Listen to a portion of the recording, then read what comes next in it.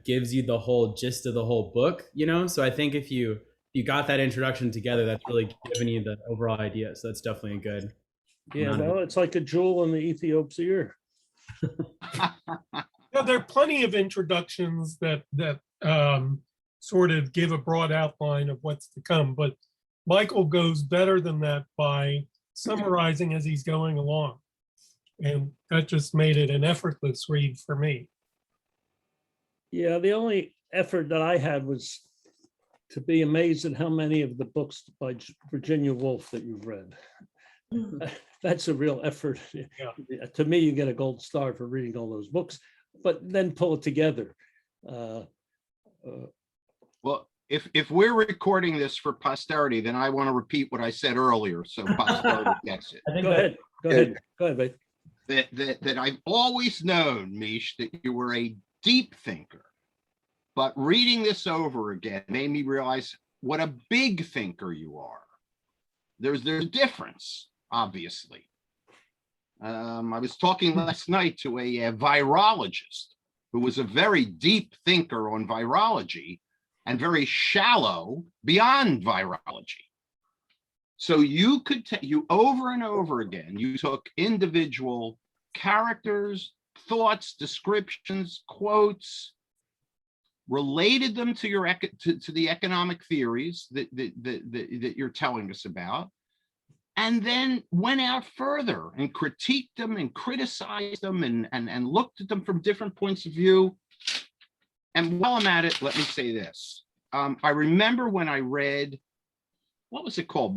Marketing and Mass Media, or your other book that you gave me, Modernism and Mass Politics. What was it called? But there's Modernism and Mass Politics. Modernism and Mass Politics. You wrote at one point, I only hope to complicate our understanding. I love that. That's what your hope is, to complicate our understanding. And in chapter 2 here, which I assume we'll get to at some point, you write, your wish is to have a more nuanced view. This is, this is what I love about your thinking. It's never been this, that, right, wrong, left, right. It's complicated and nuanced.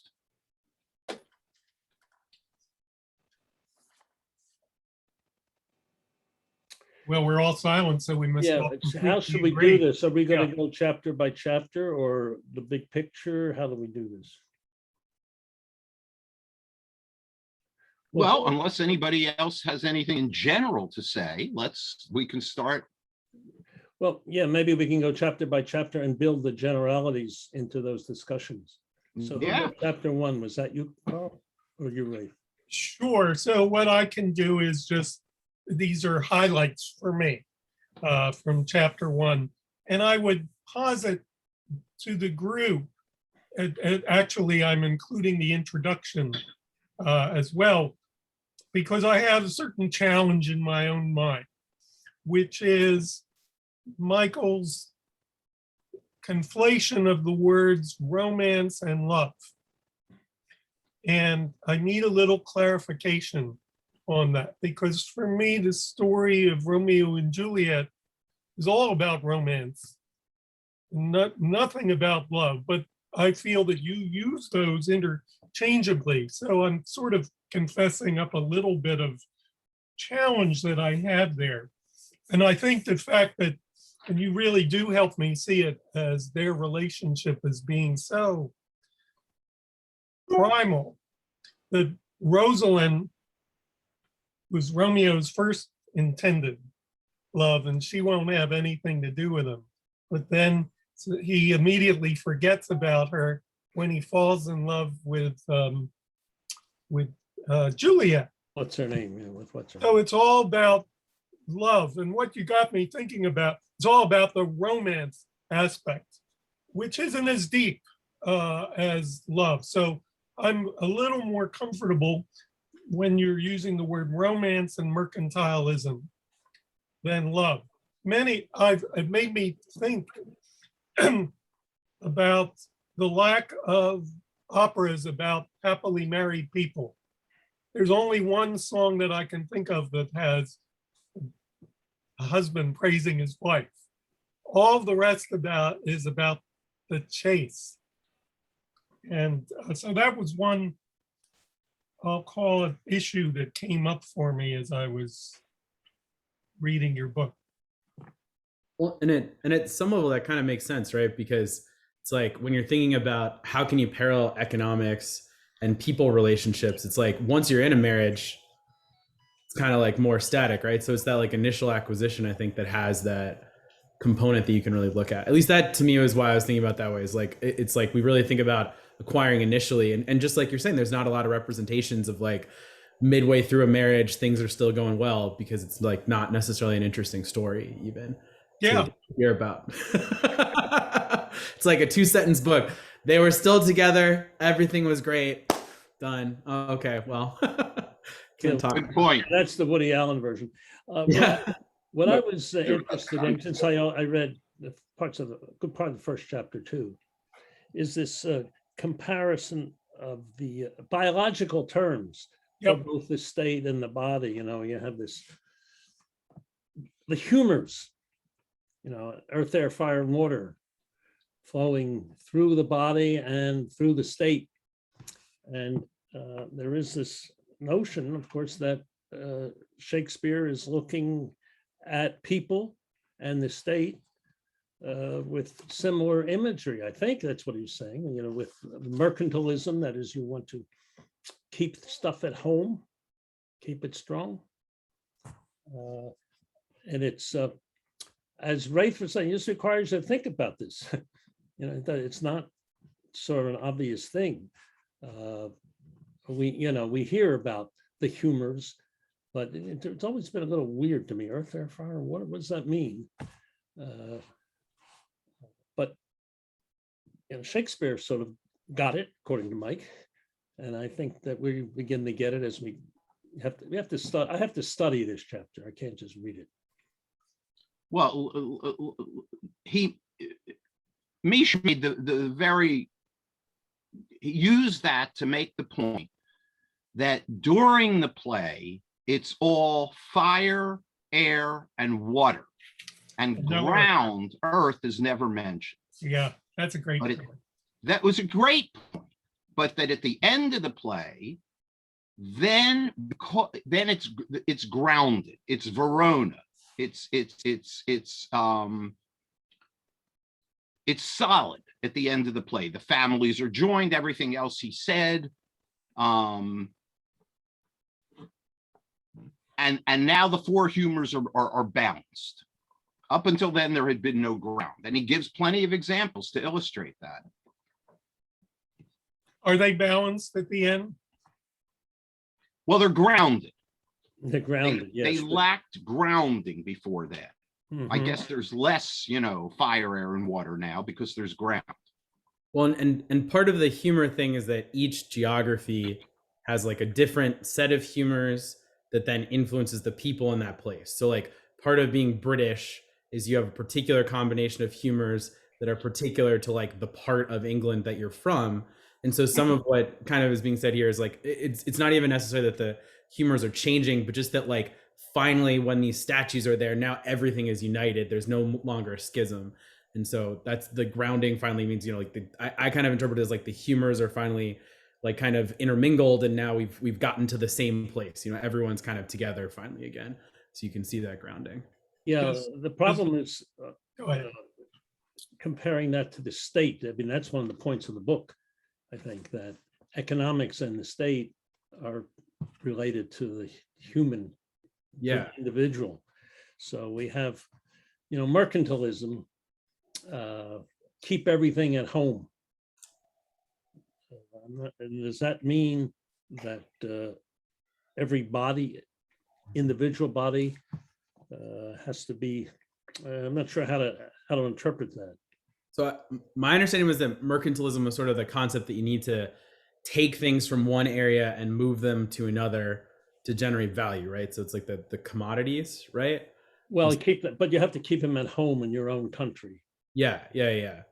And so I think the thing that ties it together, and I know this is like slightly outside of the book, but like in that period, when you look at like maps of countries and stuff, often you see the ruler's body becoming the state. So there's like, the king, and here's this, like image of England. And so his body is actually the state. So then when you kind of pull that together with that quote about how the prince needs to like tax stuff to make it into like something that's there, you kind of get to this, that's where kind of that concept of digestion is coming in, that the state itself is a body that has humors, that has components and intermingling. And so that's where the parallel kind of comes in. So it's like the body of the state is the goods flowing in, as you're saying, being digested and then converted into, the nation's capital or something like that.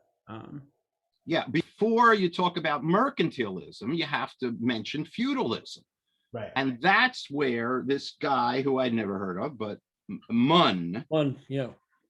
Did you know about him, Larry, before? I just knew the name as Okay. an early economic, but I don't know Okay. anything about him.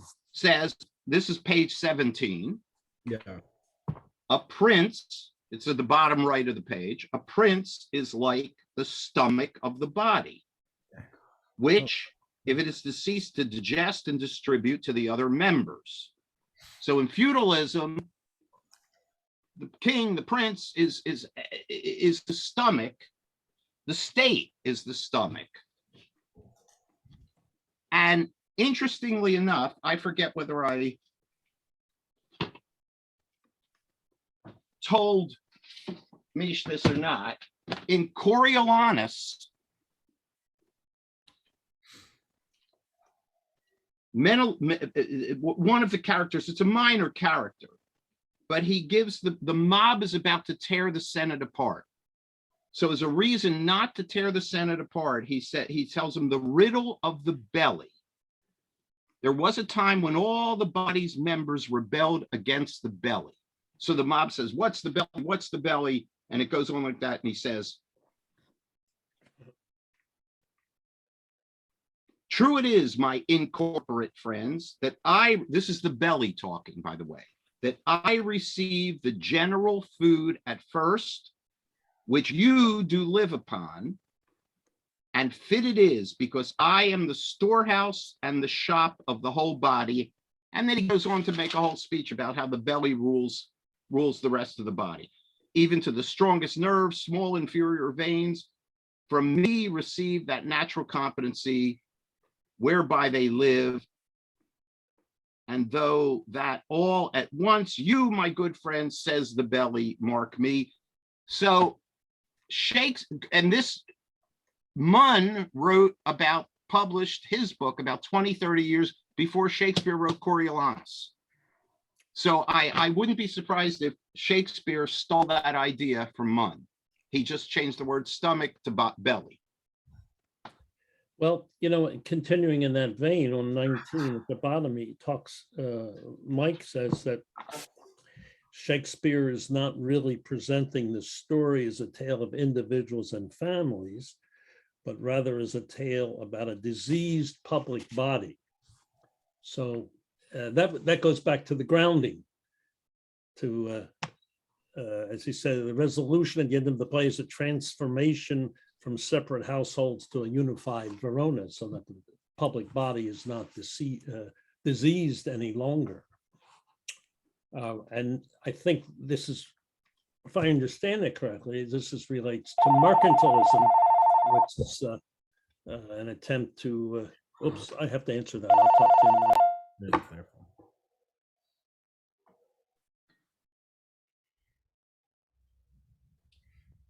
Well, go ahead, Carl.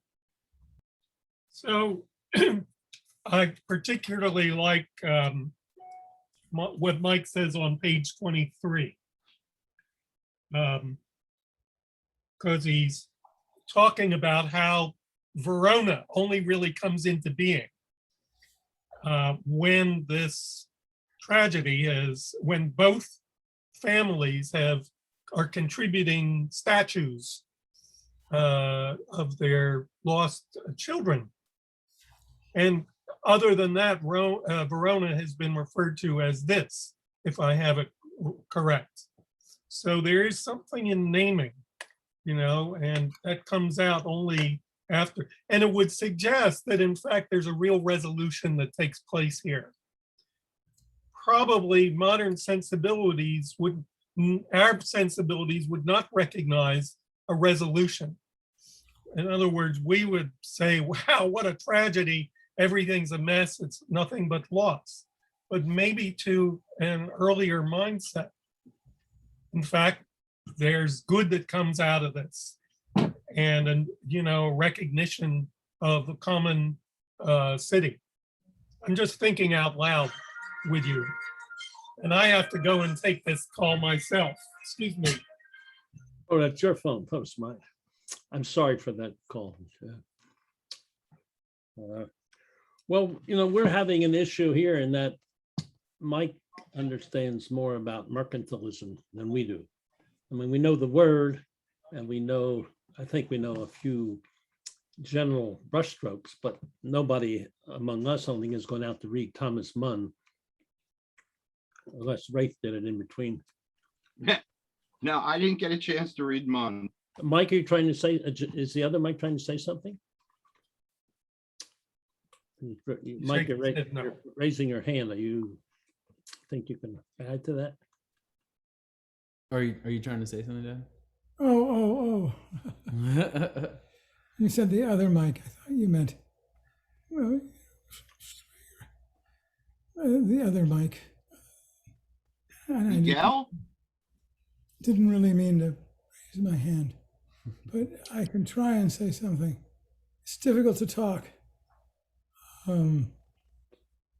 Yeah, I mean, you guys have gotten the key thing, which is that mercantilism isn't just keep everything at home.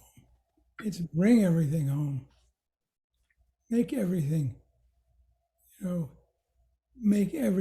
convert everything into the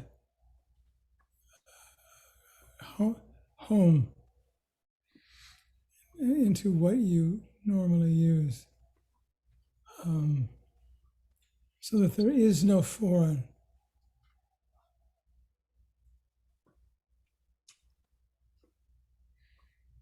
Okay, good. Well, I like that because otherwise I would be tempted to think about mercantilism sort of as the new Renaissance preoccupation with traveling. And that when you and I were all kids, we would have these viewfinders, right? They would show slides, 1 second of the Leaning Tower of Pisa, and then Niagara Falls, and then such and such. But this is much more than just sightseeing. So when Romeo is talking about the Aethiop's ear, you really connect that to real life, broad human emotions. Well, picking up on what you said about this, Yes. that, and I'm going to call Michael Tratner Mish, as I normally do, and then you won't have to worry about which Mish and Miguel I'm talking about.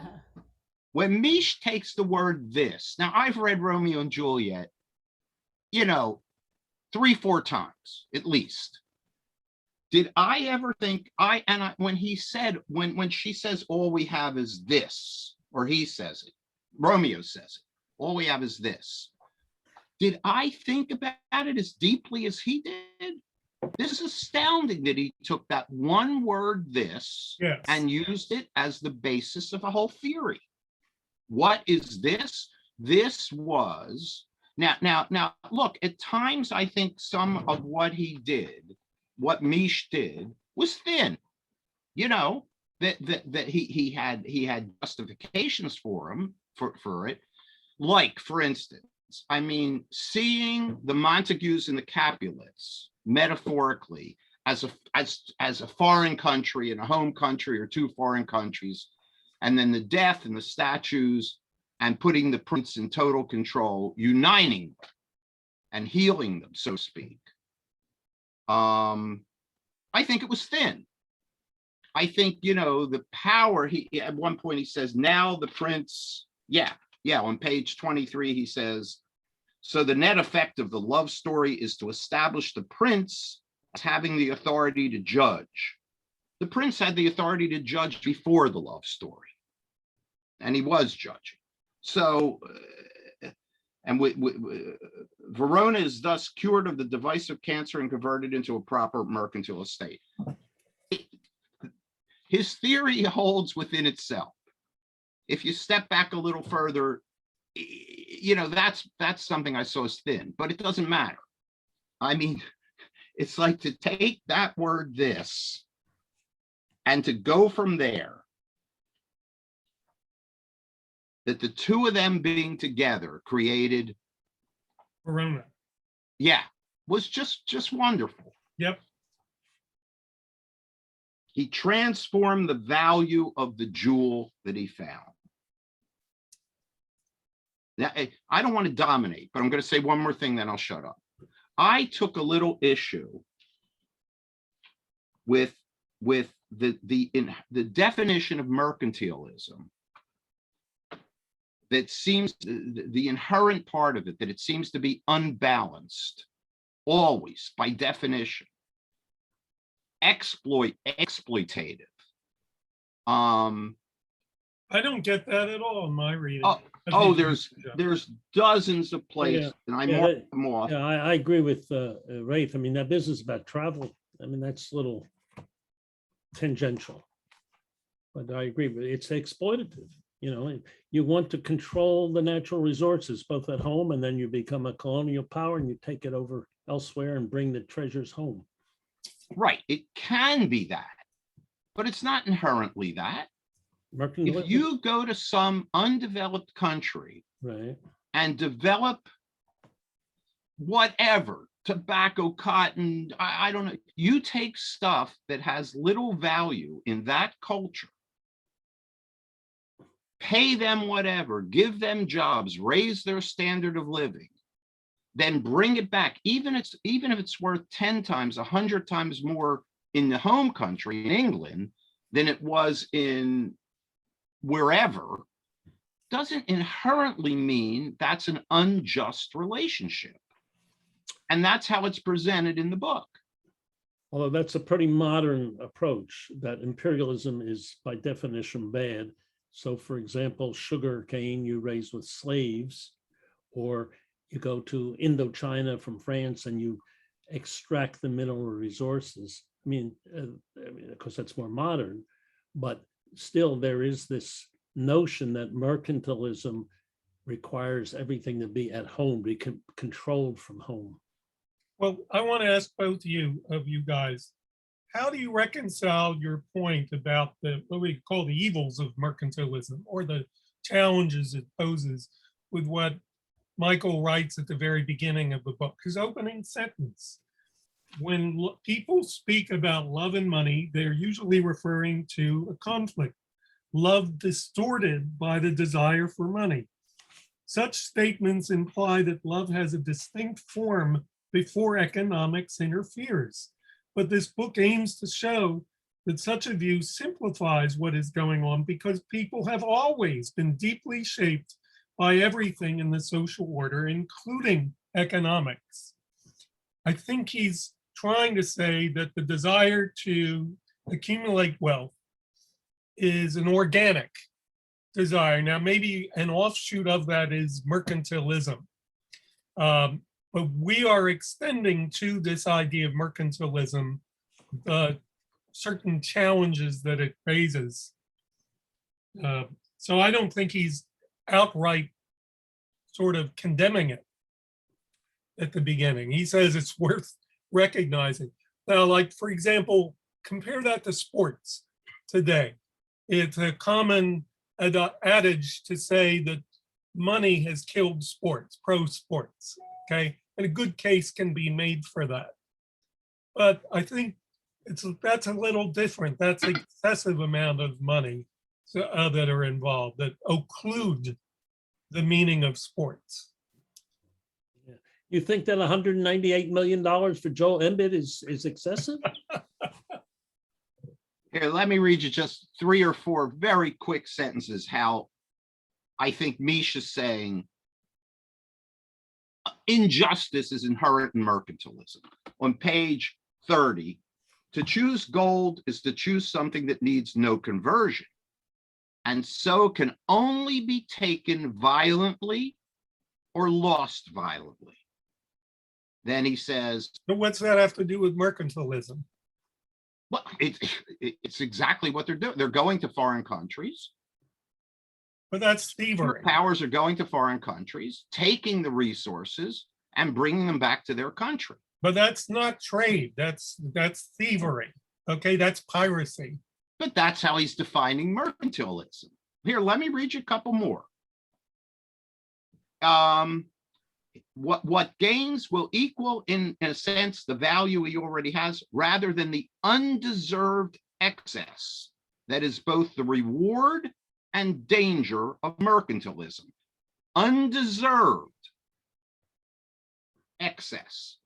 Then, he too fails to recognize the need for conversion. It merits is recognized by those dealing with. He cannot make the unequal trade that underpins mercantilism. The unequal trade. He goes. I mean, he repeats this 20 times in the book. There is an inherent injustice in mercantilism, the way Misch is defining it. Well, I mean, that's useful. Now, what I need to ask here, my question is, how does this, I wasn't clear on how this relates to love. That's good. Say it again? I can answer. Who read the chapter on modernism? Miguel? I did, chapter 3, I did. No. Right. Oh, you did. Okay.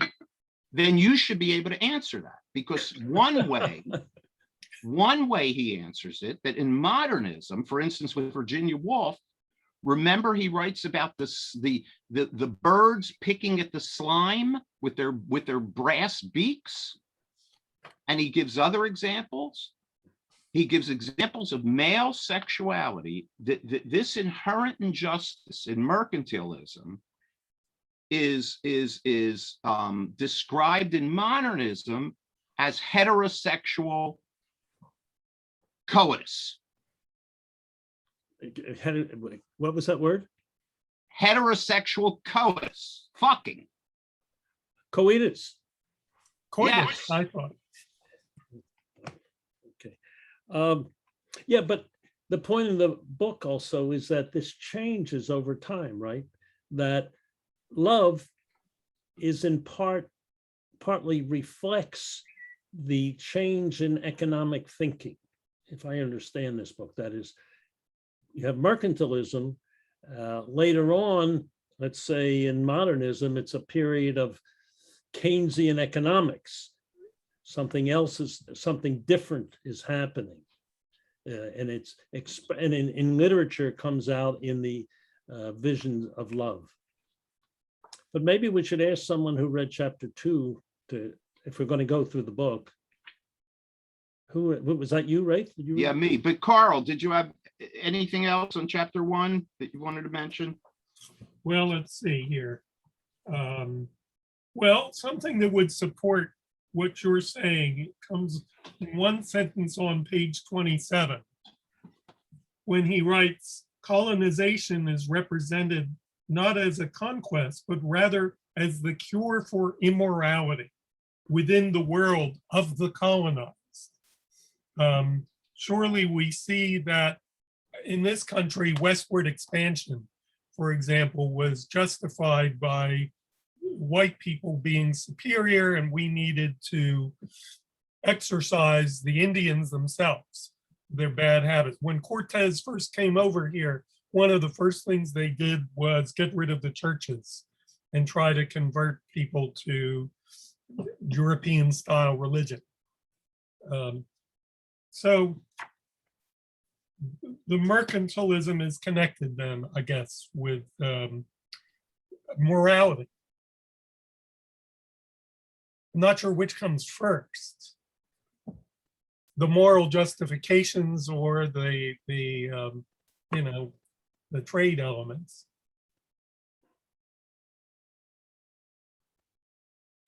Well, then maybe we can clarify this as we go on.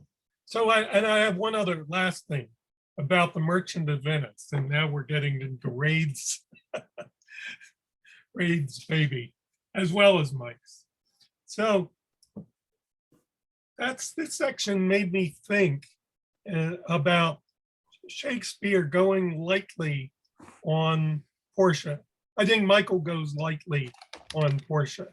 So as I read this, it got me thinking that Portia is somewhat analogous to Shylock, in which she makes a deal that entails the body, right? Shylock wants to kill a body that hasn't lived up to its nominal agreement, right, as a surfeit for its failure to live up.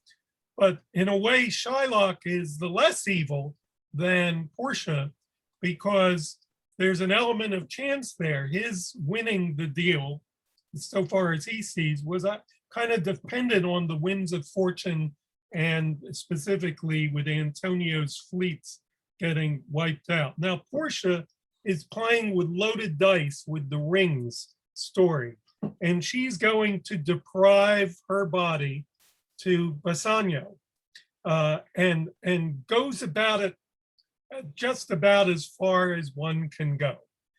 So he's being duped by her kind of mercilessly. So I guess the talk about the body in this made me, sensitized me to that relationship.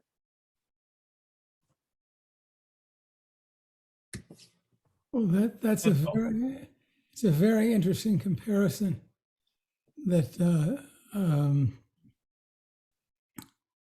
you know, Portia is doing the same thing that Shylock's doing, and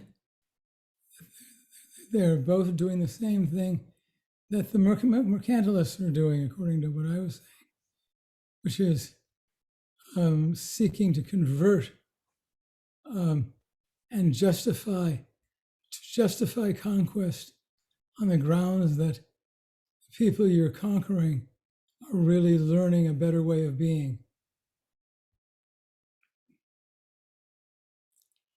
Which they often are. Well,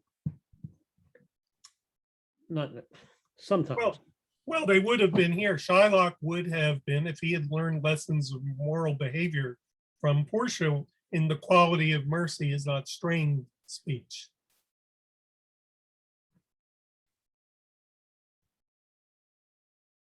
Well, I agree with you about Portia. I mean, good luck being married. Good luck to Bassanio being married to her.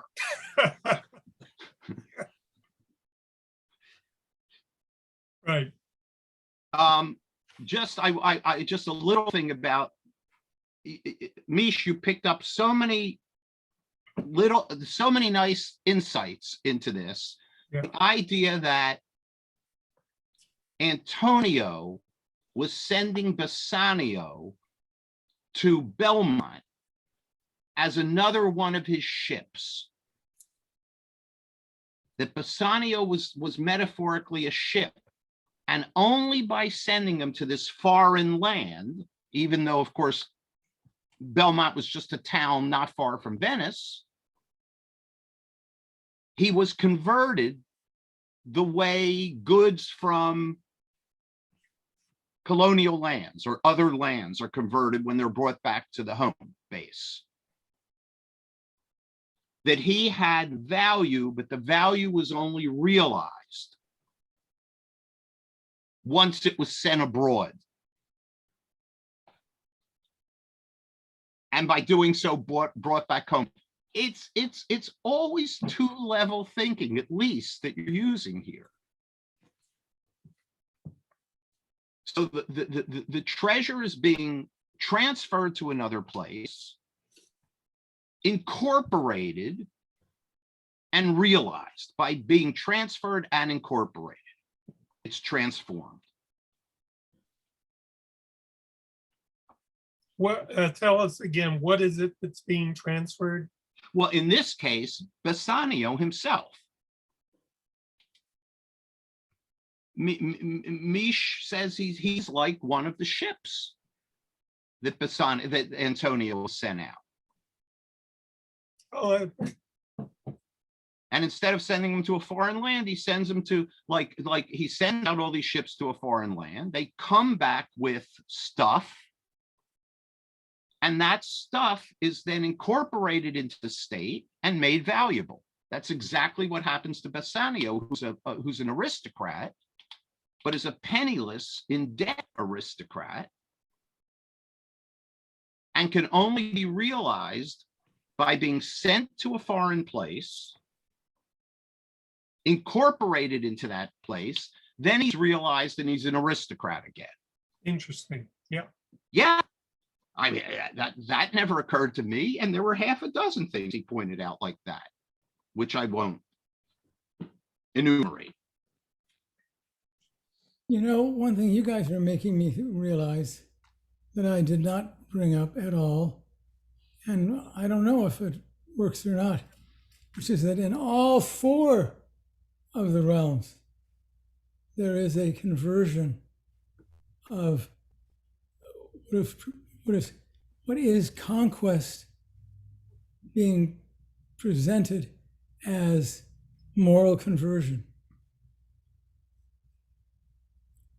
All of them. In the Virginia Woolf, you know, and Ezra Pound. Ezra Pound sees usury as a horrible distortion of love, and that is very strange. Yeah. And by changing the economic structure of the nation, he can return morality to love affairs, which is very similar to what I was arguing in the earlier ones.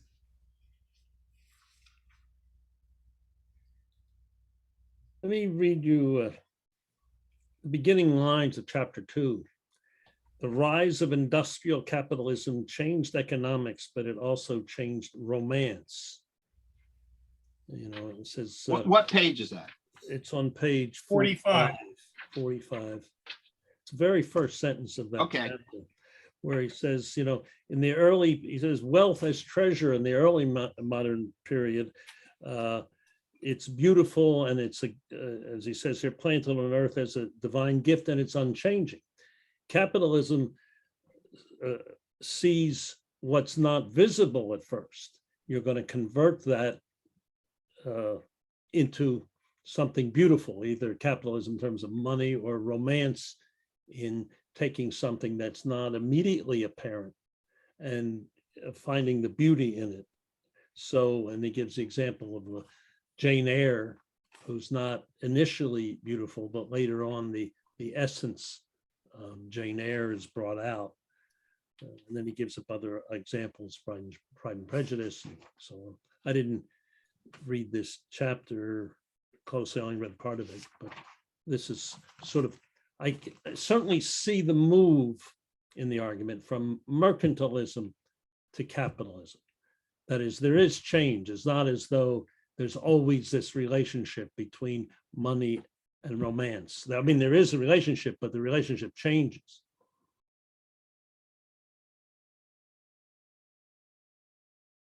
Yeah, it's I guess unless anybody had anything else to say about chapter 1, I guess we'll move on.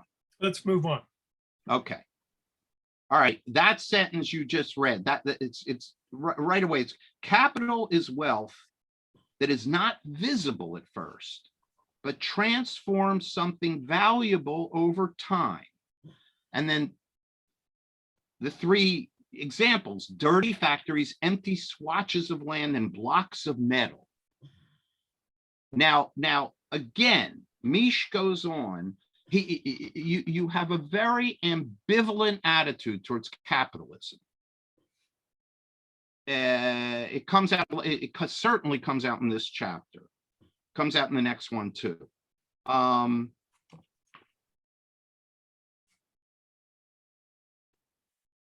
It seems you want to present it as a bad thing, but you're having a tough time doing that because it's so good. And even you have to acknowledge that. For instance, the fact that Jane becomes attractive because she labors. The next sentence I love. Romeo would never have noticed Jane. Juliet would have been horrified being approached by Rochester.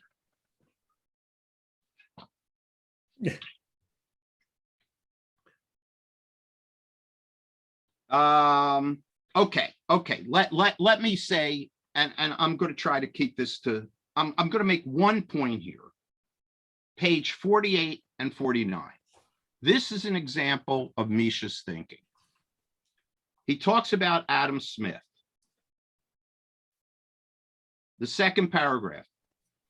The wealth of nations is unquestionably a defense of liberty of the individual. But the book does not start by presenting free individuals as a source of wealth. Rather, it starts by tracking the source of modern wealth to a division of labor. So that's the first point he makes, that Smith is talking about a division of labor.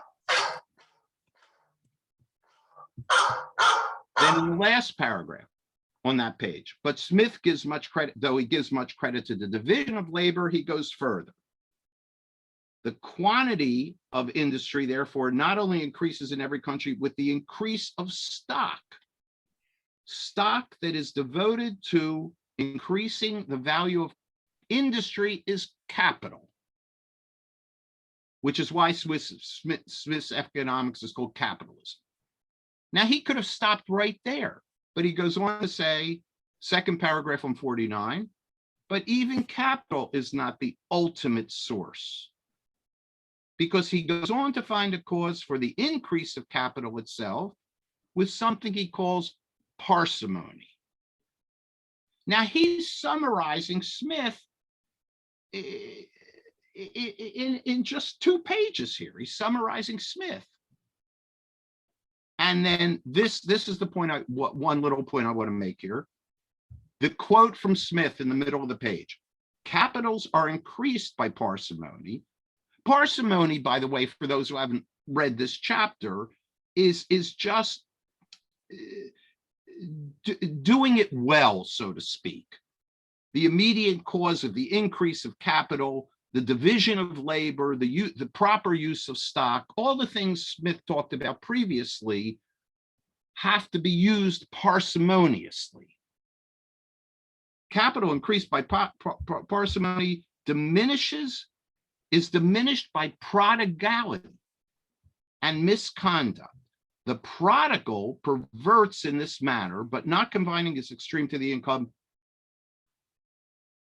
This quote, Mish, I thought could be exactly the definition of government's use of capital and stock. Government is inherently prodigal in their use of capital, stock, and the division of labor, whereas private industry tends to be parsimonious in that use. What I thought it was more just saying that like the end of capitalism can't just be the increase in money, but instead that money has to be used to continue to produce more goods, right? Like what is the thing that factories and all these other things, like, I mean, that was at least the take I was getting from there, is that like it's like you can't just have money be the end of it. There has to be something that's going through there, because, you know, especially if you're setting up capitalism as like an economic theory, you kind of have to like show to people why it's going to matter, right? So I don't know. I guess I kind of understand where you're coming from, though. Okay. No, that's a very good point.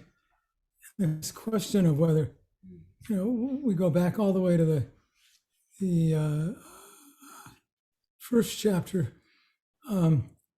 you know, is there a final state of value?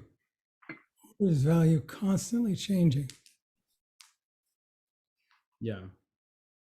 And if value is constantly changing, what we're getting is a step towards a series of different changes that are supposedly each more valuable than the previous one. Hmm. Well, I read the book as you're saying that, yeah, value constantly changes, not necessarily an improvement, but the society's definition of what that value is changes. You know, is imperialism in the capitalist period an improvement over what they did in the mercantilist period? Well, not necessarily. Oh, Yeah. sure it is. I mean, not necessarily, but generally it is. Well, it could be, except my examples, the growth of slavery in the capitalist period, it becomes very extensive. So Yeah. that's hardly an improvement. Yeah, yeah, that's true. But what's interesting to me is how literature changes as Yeah. our notion of, you know, economic changes.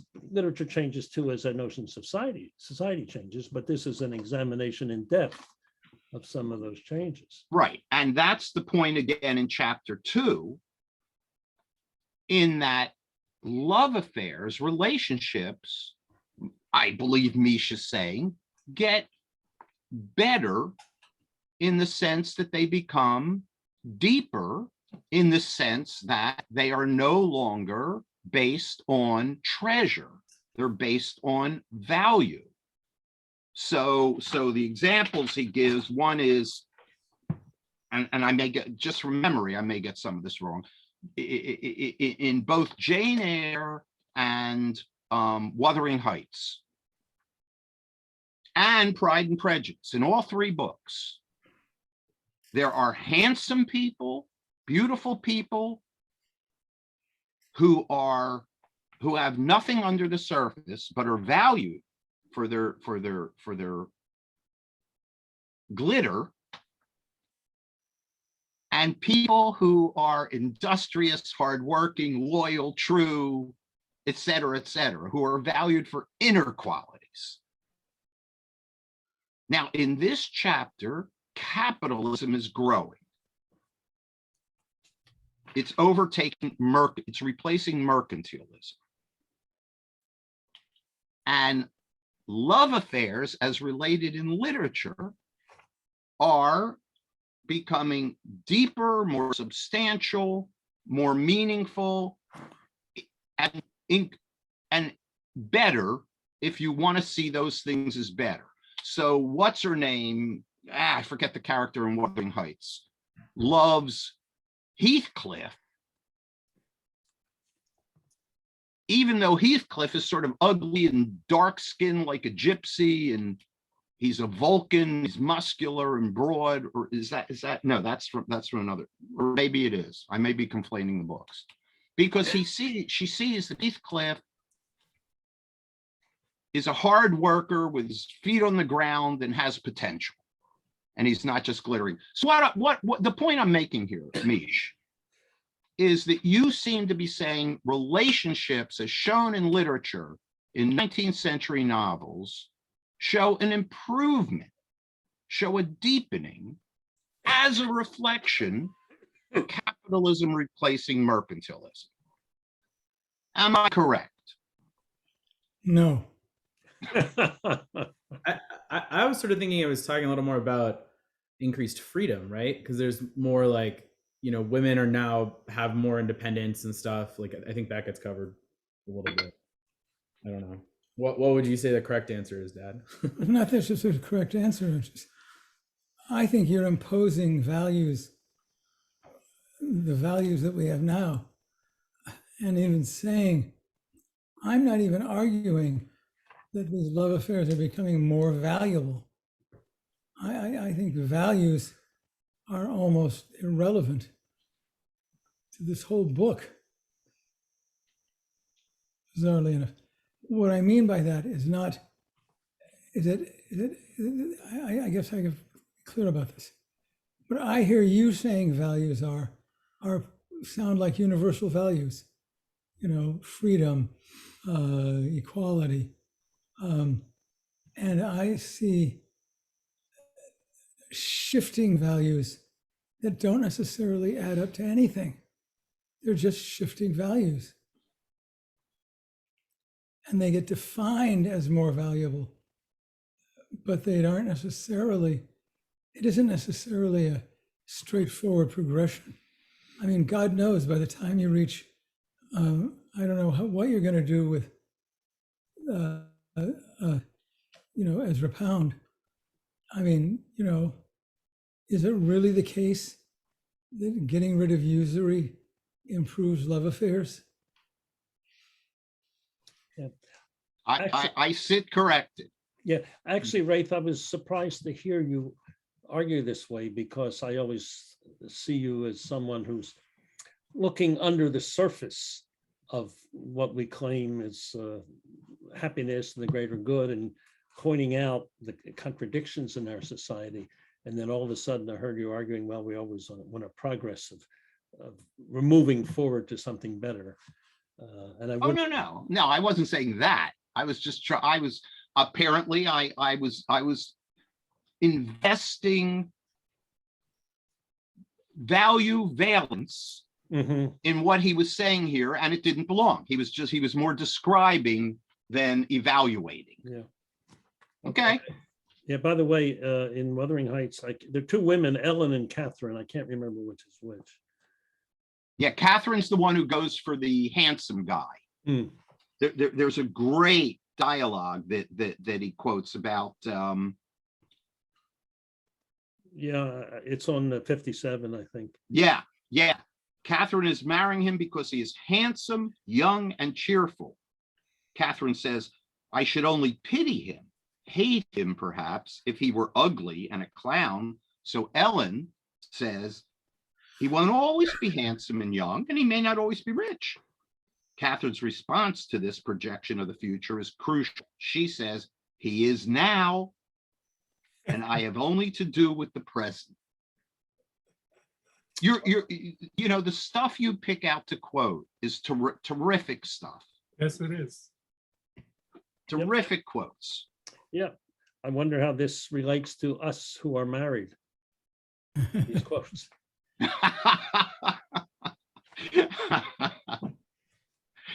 Yeah. Yeah, I mean, I go along with what Mike Tratner, well, of course, Mike Schwager hasn't said anything yet, but what Mike just said about how things change, not necessarily for the better, but they do change. And it's not, that's part of the theme. I understand the book, one of the themes that things are changing, and we look at romance differently because of how we look at the economy, and perhaps reverse, maybe we look at the economy differently because of how we look at romance. I'm not sure about that second one, but I wish the second one were clearer. Yeah. I'm wondering to what extent we need to identify the sources. Who's telling the story? So, for example, I'm reading, having to teach some medieval music in the next couple of weeks, how there's sort of a tendency to look towards the relationships of men and women as not having the depths of emotions that we might subscribe to. But actually, there's a lot that contradicts that. I can't cite the evidence, but some scholars say that in fact that's gives short shrift to the family units, that in bringing up children, there was a lot of attention and care given to families. So what we do know are the circumstances changed. So after the Gutenberg press, a lot more people were able to purchase books, or a lot more was being able to be made. And there was greater literacy occurs, more people were writing. So who is telling the story? And what we base our ideas of changing notions of love might only be our focus on certain limited parts of the population still. Well, what's missing in the discussions of all these books, and not necessarily Mike, but of the authors too, is a relationship to children, in the sense that marriage is often, there is this love or devotion or whatever, and the emergence of children changes things. Carl, you were just saying, well, did people in the feudal period feel less intensely or associated with one another? One of the problems one often reads about is the large number of children and the high infant mortality. It really changes the dynamic in the family when you have those children. And in fact, one of the characteristics of the modern period, 19th century on, is that, fewer children and closer relationship to those children. And yet there's evidence to suggest that that at least the well-to-do families would grieve over their lost children. Well, they grieve over the loss of the adult children. Did they grieve over the loss of the baby children? I don't know. I believe so, but again, I can't substantiate that. I just think of what is it, Pride and Prejudice, or one of the Jane Austen novels with a whole series of daughters, and the father is devoted to all of them, but he also has to marry them all off. Yeah. Here, I'll try to move through two with just a couple quick points. On page 62, Rochester offers, first paragraph, Rochester offers her half his estate if she would become his lover. She replies, "Do you think I am a Jew usurer seeking good investment in land?" So I just wanted to note, I love, someday I'll write an article called the Anti-Semitic Book Club, where we'll be reading a book and, it'll be an 800-page book, but they'll have to throw in one little anti-Semitic line. It's astounding in the percentage of books we read that have to have some little dash of anti-Semitism in it.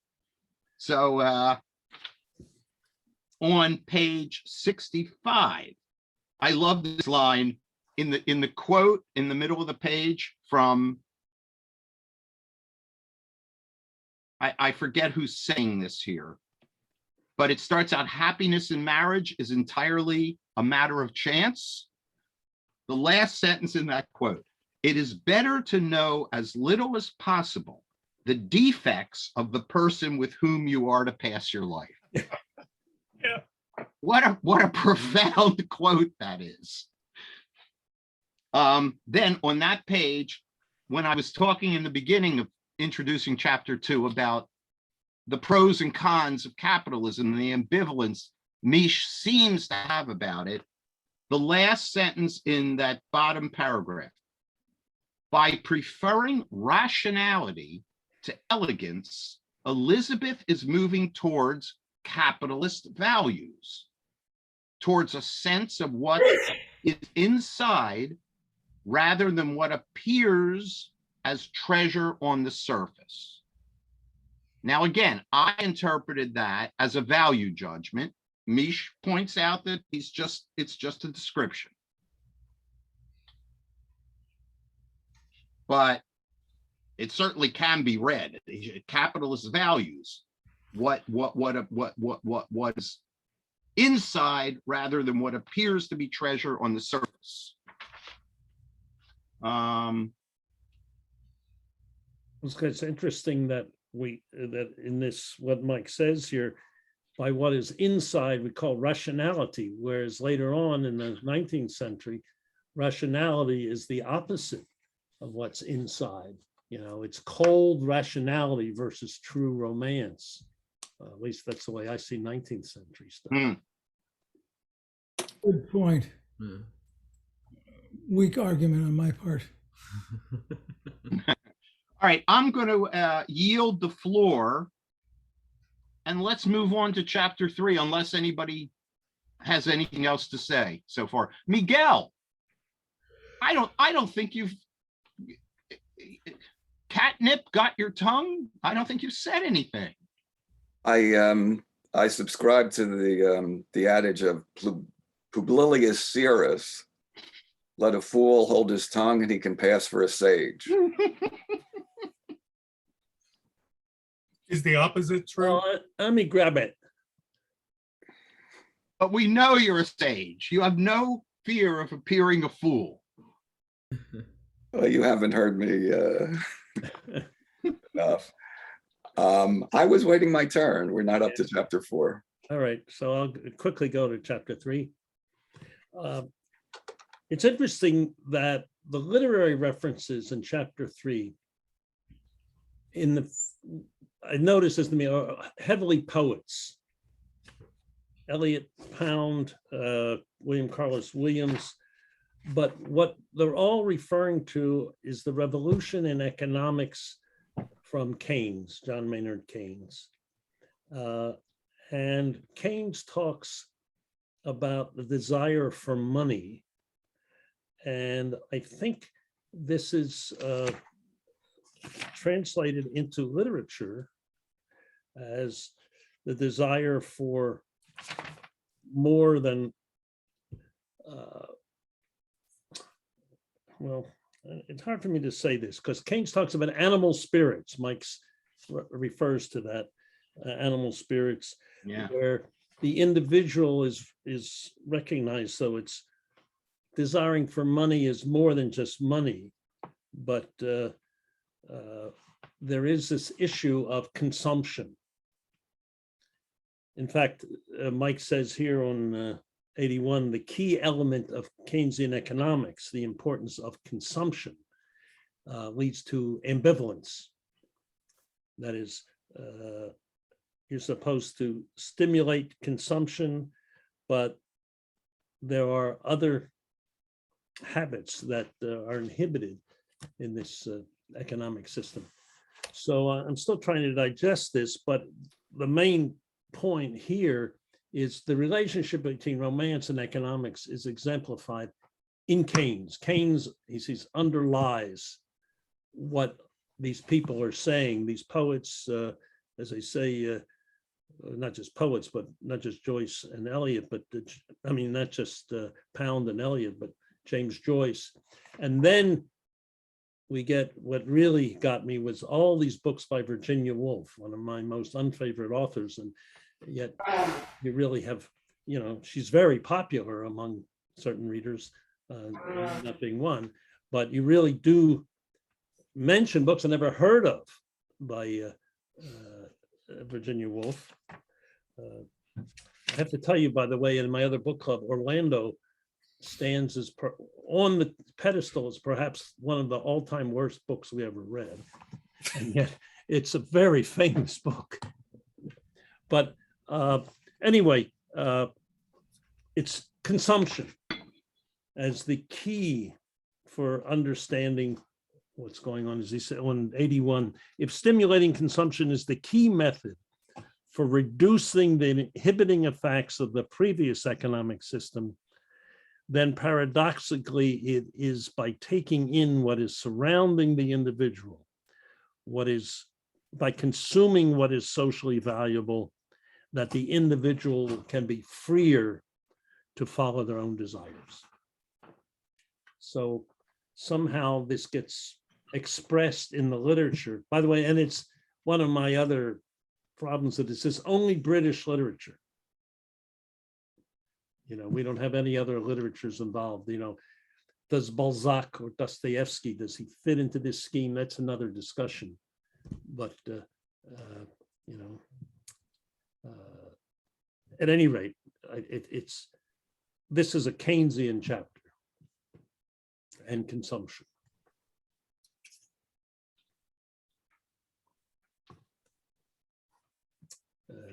Keynes talks about demand. And what do we mean by demand in economics? It's demand for goods or for wealth. And yet there's a demand in desire, you know, in the love. So, you know, I'm just jumping around here, but I'll read one more thing in 83. The artist seeking like Pound to alter the economic system and to thereby change human consciousness. So that's, I mean, that's really what our book is about, the economic system and human consciousness.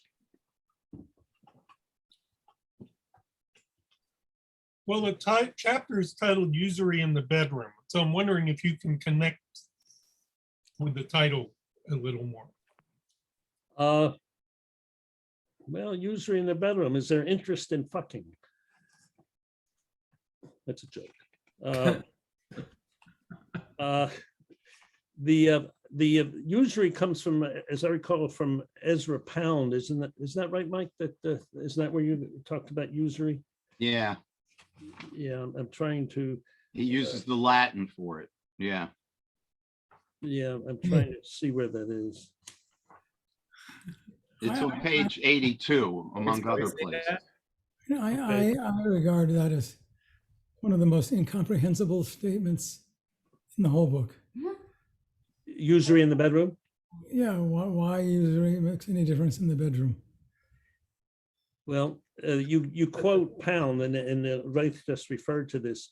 Usura, the Latin word for usury. Yeah. Usura slayeth the child in the womb. Yeah. It stayeth the young man's courting. It hath brought palsy to bed, lieth between the young bride and her bridegroom. Incomprehensible. Right.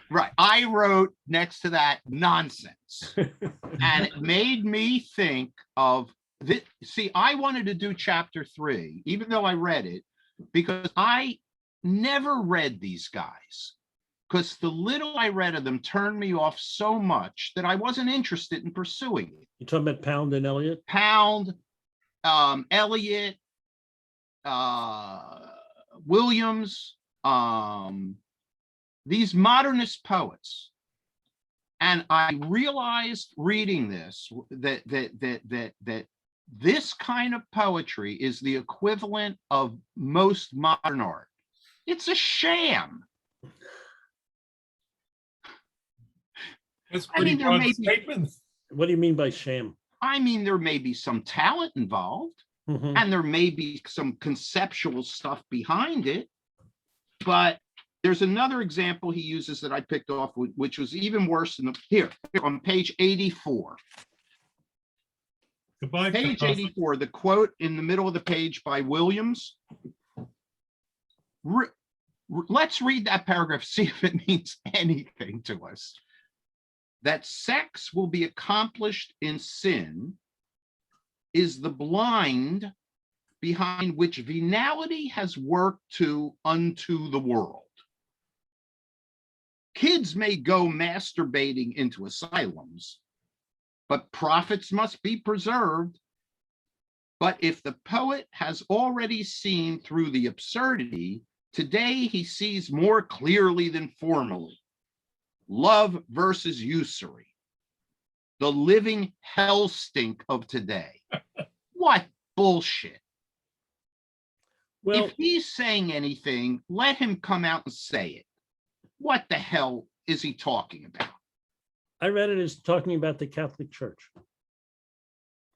The sex is accomplished in sin. Masturbation is to be punished. Of course, it's not just the Catholics, but that's what gets into literature.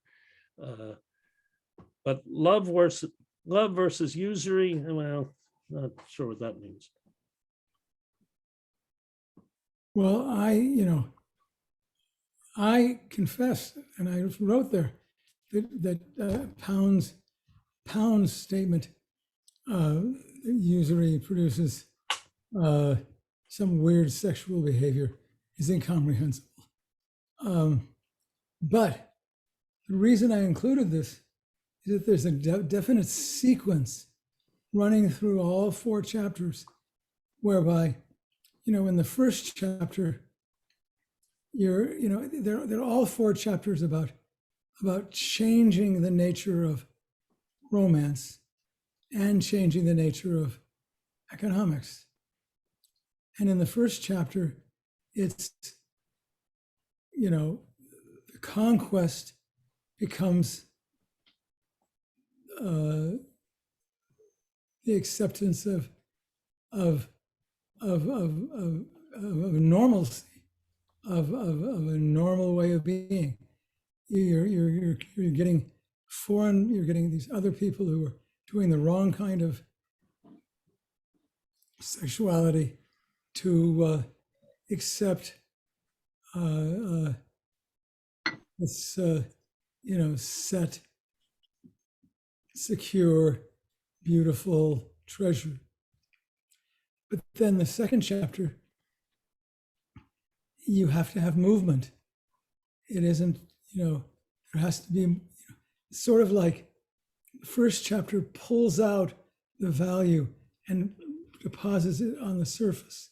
The second chapter leaves the value inside and pushes you to increase it by slaving away. And the third chapter pulls it outside and puts it in the government and in the economic system and says the economic system is what's going to increase value. And the fourth chapter is it becomes pure, abstract, ethereal, computerized entities. And so what you might say is there's this sequence from deep inside to removing it from the body entirely. And that is the strangest thing that I'm focusing on. And, one might say that I don't believe any of it. Yeah. Mhm. But I'm sorry. But there's this definite sequence of slowly moving outside of the body, starting with the body and moving outside the body. And that is very strange. I have one question on the side here. What's a modernist? I mean, that term is used all the time, and I don't quite know what you mean by that. Well, I give as my definition of modernist a person who believes that we need to break free of all previous ways of doing things. We need to find a brand new way of doing things. Okay. And it is possible to find this brand new way of doing things. Okay, so then, you don't discuss them, but we can include Faulkner or Proust. if we want. Absolutely. Yeah. And I think a lot of the modernist stuff is kind of is that the stuff that kind of comes out of the horrors of the world wars, people kind of the impetus for it, or People see it that way. yeah. The world has gone to hell and we need something new. And if you put that together, the one thing that I think, not the one thing, not the one thing, but one thing that might be interesting about this book is this sequence of slowly moving outside the body and finding romance outside the body.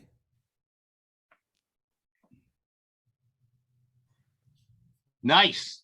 That's a great concept. And indubitably, it will continue and intensify in our computerized society. Well, it's interesting. My other book club, one of my other book clubs, just read the latest novel by Kazuo Ishiguro called Clara and the Sun, in which the main figure is really a robot who is experiencing human emotions, which I found weird, but it's sort of it's an example of, Mike, of what you were just saying, is it moving out of the body into artificial intelligence.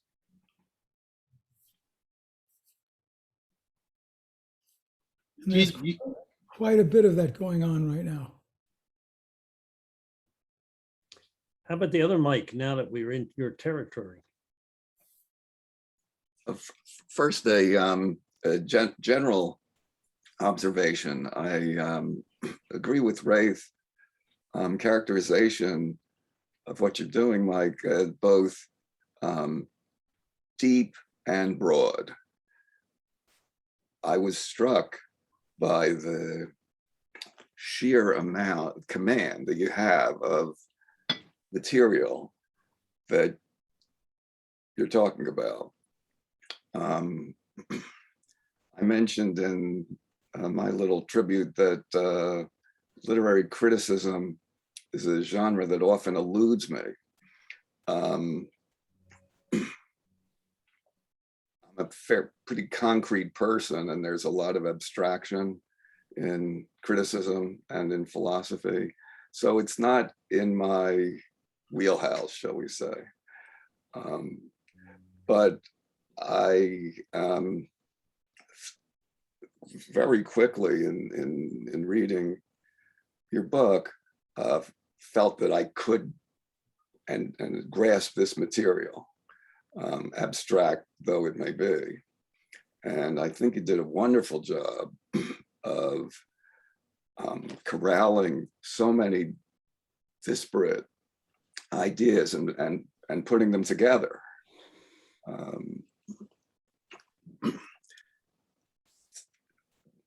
Not speaking specifically about usury, but on a somewhat related point, do you know the difference between a sperm bank and a savings bank?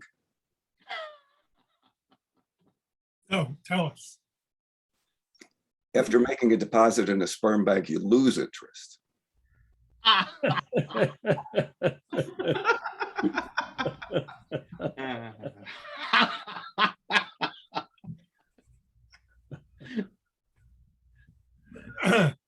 I'm writing that down.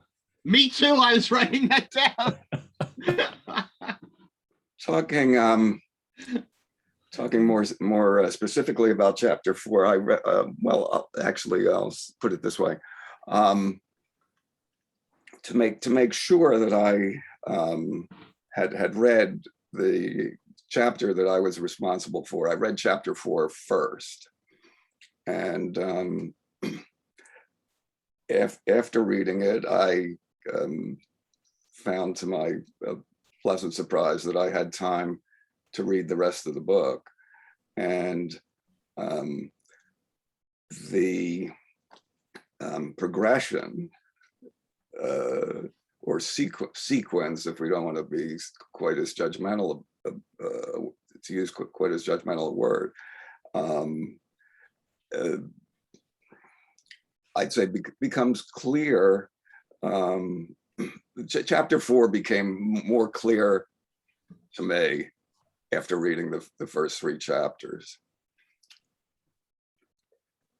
Speaking more specifically about chapter 4, and you mentioned it a couple minutes ago, Mike, the idea of moving away from the body into representation or abstraction.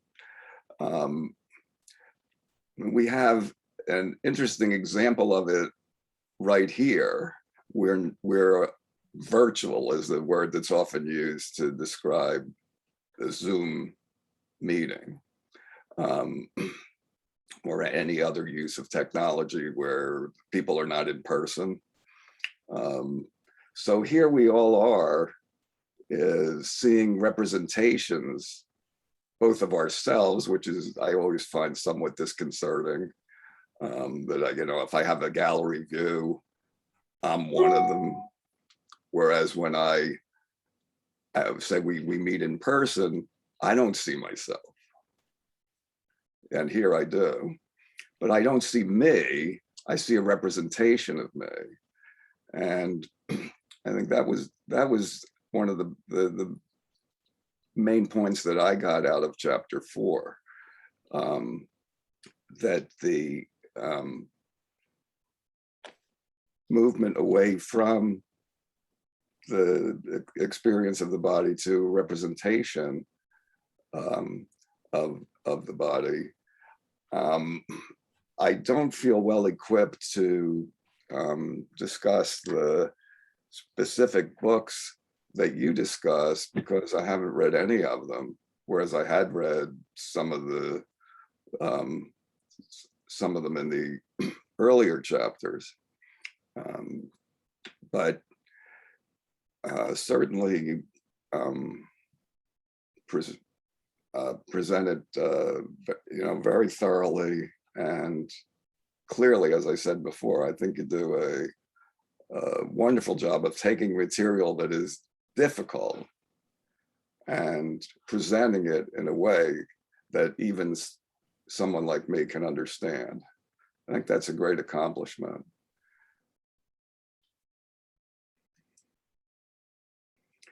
I don't know whether the and one other general observation, that was it just how explicit so many of the authors that you cite are in talking about the economics. I would never have thought of Romeo and Juliet, for example, as being based on economics. And so on throughout. The extent to which these authors are basing some of their most basic concepts or themes in the material they're writing to be economic was an eye-opener for me. I believe it. I don't have any reason at all to doubt it, but it's certainly not a thought that I ever had. I think that was one of your most profound observations in a book that's filled with profound observations. Yeah, I'm sorry. I agree. That's an eye opener for this book, to the general message. I just wanted to say about this last chapter. I'm not familiar with a lot of those books, but I have read Cryptonomicon, and both my sons were very enthusiastic about it. And I said, maybe it's a different. I thought, well, it's a different generation. They're intrigued by manipulation of computers and information, and I just thought it wasn't a great book. And you often will read what I often see as a very conservative writers, the death or the decline of the novel. You read that quite often, and I sort of poo-poo that. But then when I read Cryptonomicon, or even Jonathan Franzen, who is so popular, I have to say, I don't know if the novel is declining, but it's going in a direction that I don't like. Although there are current writers who still have some of the old themes of interpersonal relations. I can't remember the name of the author now, but the character is someone who has what's that disease where you often curse and you can't control it? Tourette syndrome? Yeah, there's the one where the main character has that syndrome. He's a well-known writer, and it's really a very good novel. I don't know if anybody can think of what that novel is. It'll come back to me sometime. But so that is, someone's using something modern, and this guy is a criminal, but yet it's got a lot of the characteristics of a traditional novel.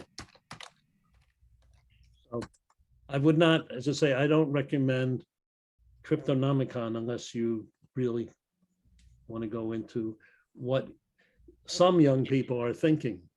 I think one thing about Cryptonomicon though is, like, I don't know if you ever read like the Raymond Chandler's Big Sleep or something, where now I think that book is almost like hard to read because it's so cliche, because everything kind of is like repeated it over and over. It's like Cryptonomicon, so many of the ideas in there are just, it's incredible that someone came up with that before they like kind of got enacted, right? Like Bitcoin exists now, all this other. So to me, like, I don't know that I really loved Cryptonomicon as like a novel, but as like a, wow, someone was actually thinking about this early.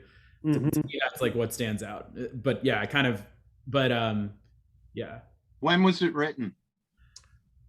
In the 21st century, I think, anyway. Oh, I thought it was in the 90s. Was it in the? It's in our, we're close to the 21st century, Yeah, plus or minus 100 years. yeah. Yeah. See, the 90s doesn't seem that prescient to Oh. me. Well, It may be more to you. I think this was very on point. There was a lot of people predicting a whole bunch of stuff, and Neil Stevenson managed to grab a lot of the stuff really well. Yeah, that's his name. Isaac Asimov was prescient. Yeah, I think that's true too. One thing I think is interesting kind of in the fourth chapter that I sort of see is like, if you start to think that, so you have this progression of like money becoming more and more about information, right? Like high frequency trading is like fundamentally just like moving around numbers for no reason. And suddenly you get value because someone has more information than another. And like you lose the physical presence of whatever's there. And what's interesting is like, I think when you start talking about love and people's representation being seen in the same way, the thing I sort of thought was interesting is this concept that like at the end they're actually merging. So before this, it's like here there's like parallel structures, whatever, they're still being seen in the same way, but you get to the end and it's like, well, okay, well now if people are actually virtual and if people's relationships are virtual, you start to see this point towards like an actual economics of people. So what starts happening, can you like I think it's actually kind of distressing. You get to this end where you could start saying, well, are people just the virtual versions of people being manipulated in the same way economically too? And so now like our love relationships are manipulated that way. And it's kind of true, right? Like there's Tinder and all these other things, and Facebook has like a dating app, and all of these are designed to like monetize your desire to want to find somebody else to date. And to me, that is like actually sort of the distressing, chilling conclusion of love and economics intersecting. Yeah, by the end. go back to this Ishiguro novel. Yeah. This woman is distressed that her daughter is so sick, and she's considering making a robot into her daughter by modeling the robot, having the robot study all the peculiarities of her daughter, and with trying to prepare for perhaps if her daughter dies, she'll still have something to love. Yeah. I'm not going to read any more Ishiguro, but this was because I think his early books are wonderful, but his last two books are going more and more into this genetic engineering. But that is sort of in line with what you're saying, that you're moving in a different way, like as Stevenson does too in Cryptonomicon. And I guess I just think like you take that example of that robot, the implication though is once you have the robot that's a representation of that girl, suddenly that robot can be mass produced. They can take this like woman's beautiful representation of her daughter and use it to like sell coffee or like, like Kentucky Fried Chicken. And like that merging, I think to me is where the like, kind of horrifying part is. If we're, I think we're pretty close to having robots serving us Kentucky Fried Chicken. Yeah, we're close to. But if they're like robot representations of like your daughter serving you Kentucky Fried Chicken, like that seems, if it's not someone real, that's okay. But if we've all uploaded ourselves and now all that we're being used for is like to do menial tasks and help the value of corporations, like that seems distressing. Very interesting. I like Jeffrey. I too find this fourth chapter to be what's described in the fourth chapter to be distressing. And I wondered too the extent to which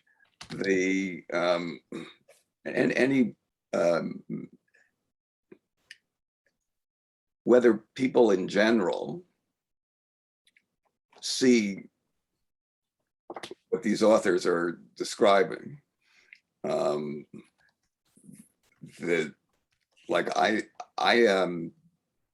I don't think of myself, and I don't want to be outside of myself. I'm happy to be in myself, and I want to stay there. Mm-hmm. Are these authors typical of the way people think now? Are they exceptions? Well, when you say these authors, you mean the guys in this chapter? Yeah, and of course it applies to all of the chapters. I don't want to dominate too much, but I'll just put one thing out there that people talk about Instagram, and when people talk about Instagram and Facebook, there's this whole everyone is just like aware of this idea of constructing external personality. You know, there's the concept of the influencer, but then it even goes more individual where people talk about the pressure to present a particular persona, or that texting is nicer because you can think more and have more time to separate yourself. So I do think a lot of people in their daily lives are facing up with this, like, what is the digital person that I'm putting forward? Maybe not quite to the same extent. Go ahead. Sorry. No, I'm sorry. I'm wondering if what you're getting at is an increasing interest in people becoming curators. Becoming In other what? words, so there was a Philadelphia Orchestra video made. Some of the players were flying in an airplane, and they pulled a string quartet, pulled out their instruments, and were playing a movement of Dvorak from the New World Quartet. So the rest of the air travelers pulled out their cell phones so as not to miss this incredible situation. Actually, the music sounded terrible, but the gesture was kind of interesting. So here's the question. Were the people who pulled out their cell phones kind of exempting themselves in a way from being part of the experience? Was it more important to them to become curators, to be taking the pictures rather than being participants? And I would imagine that society, we're moving more and more in that direction. Yeah, I agree. I mean, you see all kinds of demonstrations, and when you look at the audience, half the people have their hand up in the air with their cell phone trying to take a picture of it or to record it. You see it all the time. In fact, that's for January 6th, that's how they're, I think, finding some of the criminals, because so many people have it on cell phones. Or even, I don't know if other people find, I sometimes find like the recording of something is often like more gripping to like my deep brain than like actually seeing it in person, which is very distressing. It's like you look at it and it's like somehow more real through a screen, which is one of the other. Oh, go ahead, Larry. You were going to say something. One of the other phenomena I've noticed is so my mother's father lived with us the last year or two of his life. And I was 2 years old when he died. I have a recollection of being with him.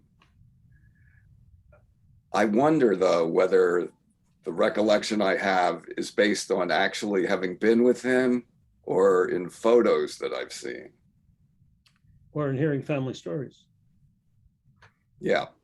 But yeah. We all have that issue, don't we, Mike? I would Things say, in our past, we sort of, what people have told us become real to us. yes. Yeah. Yeah.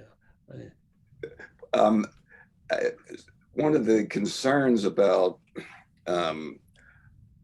artificial intelligence is that these artificial intelligences will take over, that they will no longer be under our control. Mm-hmm. And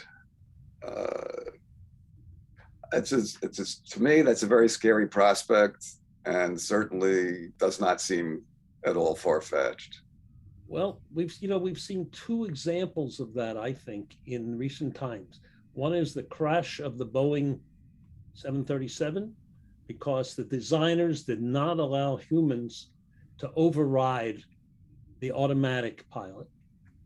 And in the recent crashes of the Tesla on autopilot or auto drive, whatever they call it. And well, maybe we're becoming more aware of the dangers of turning over all of our decisions to artificial intelligence. I think, as perhaps with so many things, the excess is the problem. Yeah. That I would say, not knowing a tremendous amount about it, but the sense I have in general is that most auto accidents are human error. Not many of them are mechanical failures of the car. They do happen, of course, and you have examples, that Ralph Nader cited and so on, which were very real and very harmful, causing deaths and so on. But the sense I have is that if all the cars on the road were autopilot, whatever the word is, autonomous, I think is the word they use. If all the cars were autonomous, there would be a lot fewer accidents. But there would still be some, and I agree with you, Larry, that the idea of turning over the ceding control and preventing humans from intervening is a disastrous mistake. Two good points, Mike.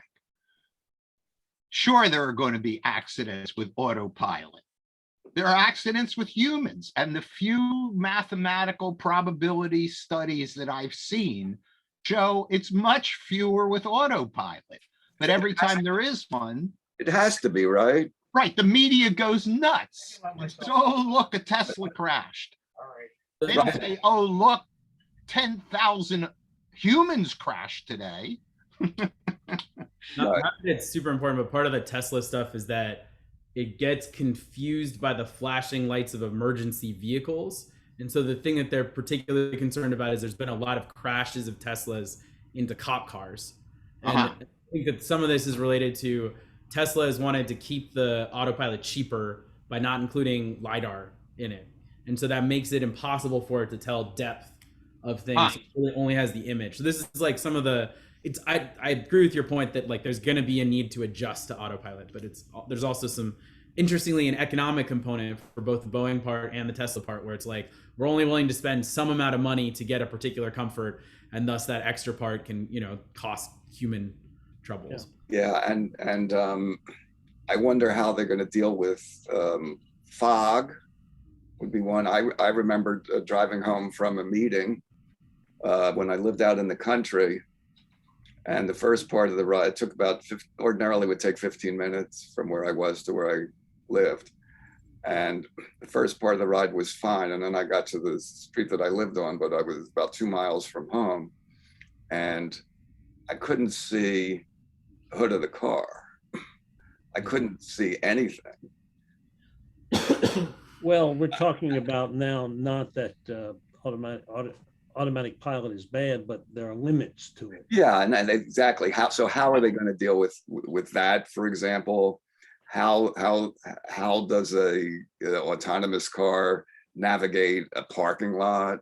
Yeah. Well, let me tell you what I think is. I'm sorry, Mike, I interrupted. No, it's okay. What is really scary about human intervention, I would recommend. I just saw on. Well, it's originally HBO, but now it was purchased by Amazon Prime, a 5-part series called Chernobyl. Oh, yeah. This is one of the scariest things I've ever seen. And it's absolutely could not stop watching. I really would recommend it. But a lot of it is human overriding the, well, first of all, designing so that so it'll be as cheap as possible. And then having this absolute faith in the artificial intelligence, you press the button and automatically the things will work. They don't.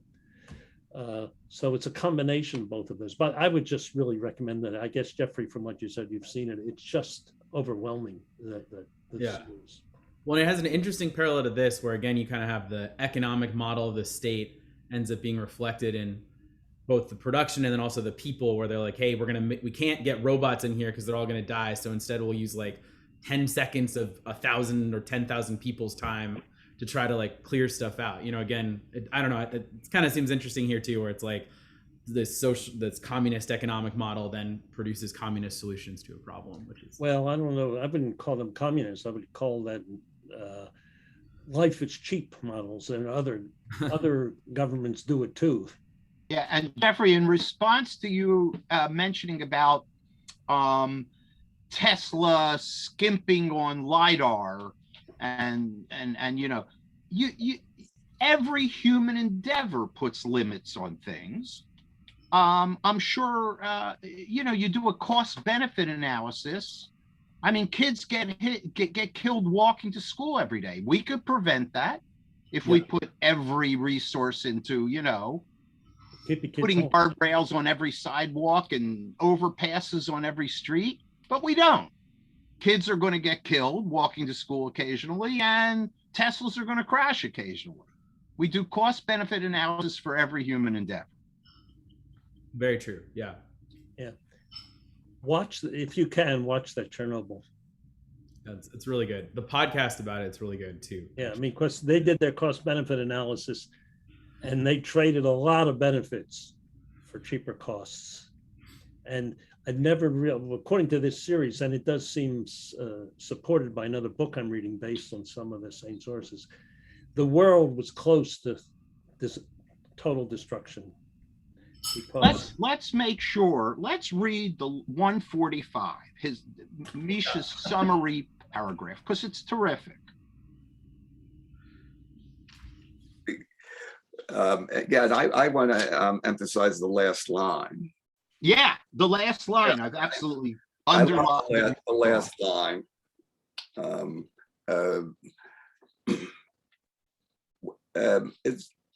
It's difficult often.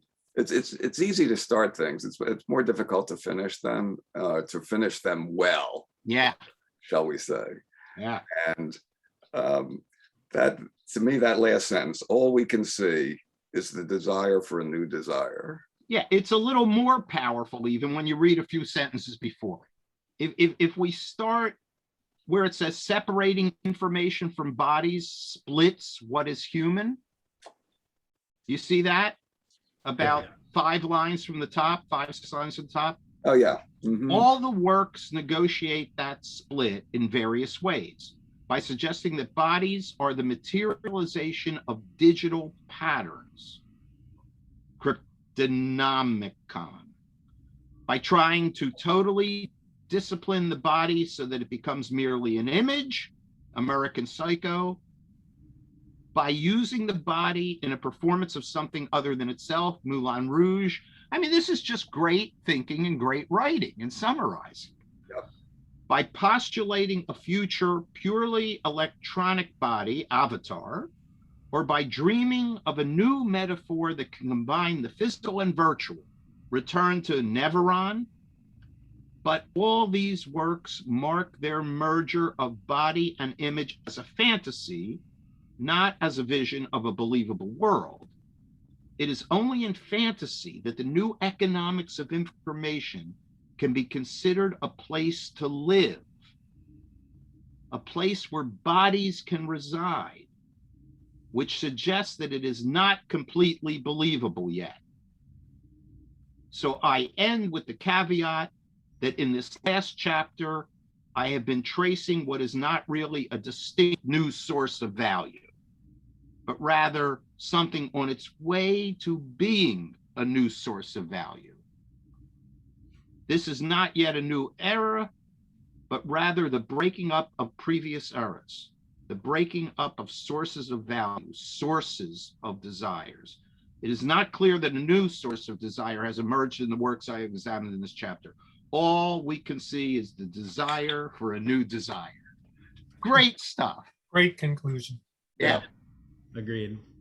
And it's like, I think it's pretty powerful to like both acknowledge that you can't tie it up perfectly in a bow and sort of like open the realm to the potential for future growth. It's just, I really like that, because it's like, it even like, to me, I was like, well, I'm kind of confused at how all this pulls together. And then it's like, oh yeah, okay, I guess.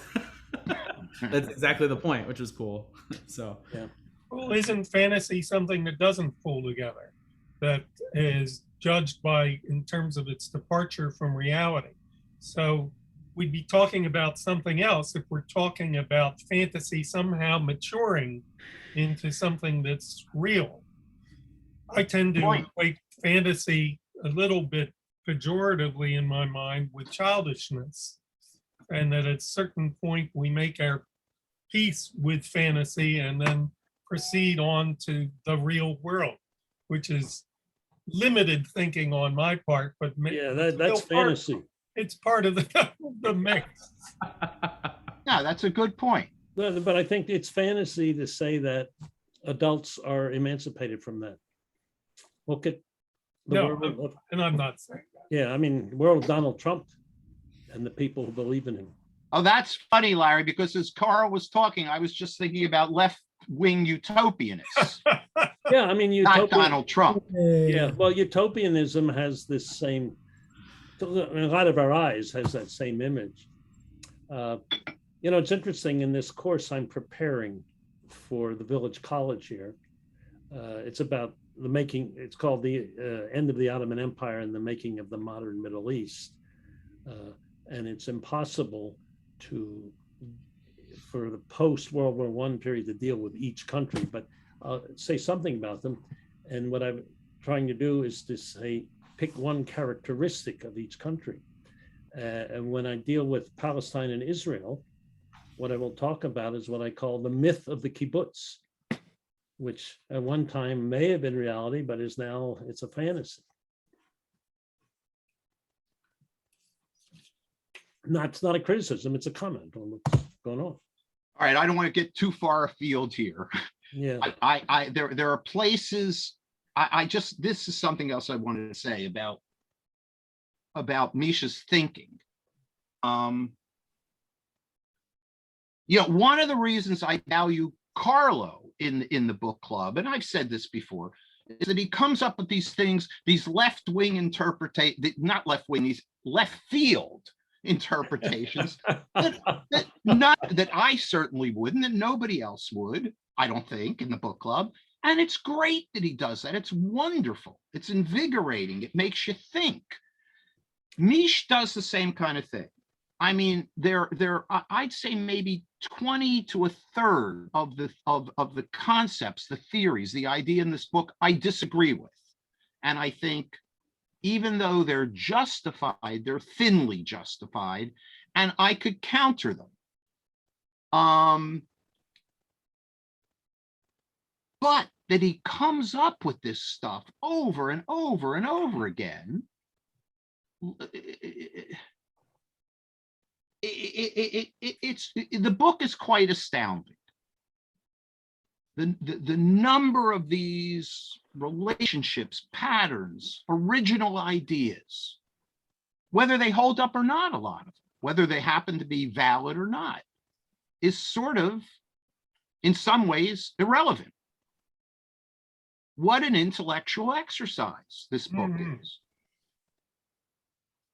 Well, Michael, have you ever written fiction? no, Never wanted to? slightly. I prefer, you can tell, I prefer writing about things in the outside world that aren't derived from me. Mm. They aren't me. This isn't my ideas. These are observations, conclusions, and theories. And I find that, you know, and it produces interesting results. And I wonder if we should reach an end to this Yep. discussion. We have meandered far away from. Meandering or not, it's been great. It's been our own journey. And it's really useful to me. Very interesting hearing about the ways that people disagree, and also hearing about the ways that I can make sense of it. So thank you so much. Thank Well, you. thank you. Thank Michael. you for this book and for you. A terrific accomplishment. Definitely. Yeah, it's really good, Dan. Yeah. Thanks for organizing the book club time. It's definitely I know it means a lot. So We're, by the way, just as Verona gets a name at the end, I'm just recapping what we've been discussing, which is we are naming the book group after you, Michael. It's hard to turn down a dedication, so you're not allowed to do that.